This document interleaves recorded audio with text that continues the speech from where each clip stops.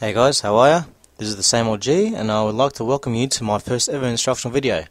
Since this is my first instructional video, and certainly not the last, I would welcome any comments you guys have on how I'm doing and any suggestions on how I can improve these videos later down the track. As you can tell, this video series will be on RA2, one of my favourite games of all time. Specifically, this series of videos will demonstrate how to get below the par time for each mission for both the Allied and Soviet campaigns on hard difficulty.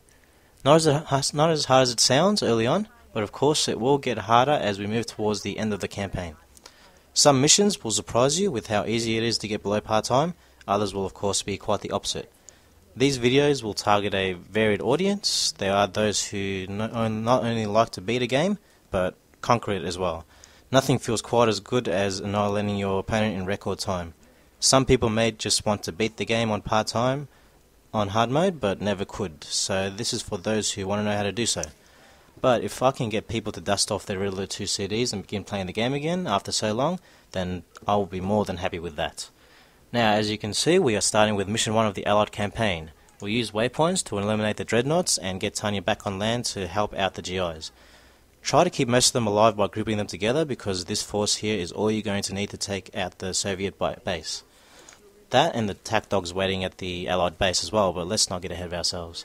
These paratroopers here need to be killed because they count towards the main objective of eliminating all Soviet forces in the area. Leave one or two of them lying around, and it can happen if you leave too early, and they're going to stick around and attack these Patriot missiles. Since you have no quick way of getting back there from Fort Bradley, this will waste so much time.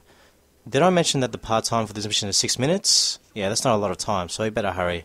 Only Tanya is needed at the base, so you can get her to go on ahead while the GIs take out these conscripts.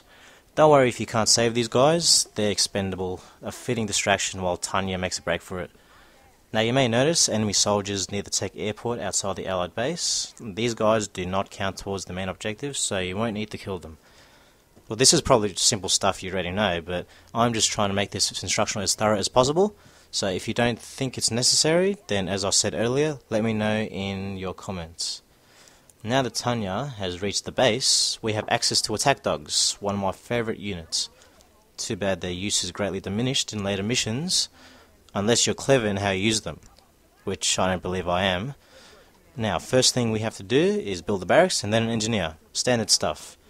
I'll keep some of the GIs defending the base. You don't really need to, but it's easier to maneuver a smaller force like this. Plus you have the dogs with you, so they will help out tremendously. This is all you need, really. Now, something you have to watch out for, and that is the dogs leaving their position to attack an enemy.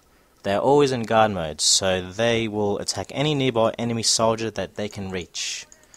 This almost gets them killed here when I get Tanya to shoot the barrels. These damn dogs are lucky that I like them. And once those barrels are gone, we release the hounds on the unsuspecting soldiers.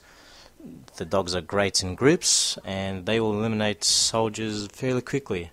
The only problem arises is when the sentry turrets get involved. 4 dogs don't stand a chance, but they have done their job, so we move on. Tanya takes the left side of the base, while the GIs take the center and the right side of the base. Now, make sure to kill the barrels, destroy the barrels first, because the worst thing to do really is to get blown up by the barrels that you shoot. I would know because I've done it many times before, sadly. Now that the GIs are elites, these sentry turrets are nothing, well, they have downgraded from a minor nuisance to absolutely nothing. They stand no chance now.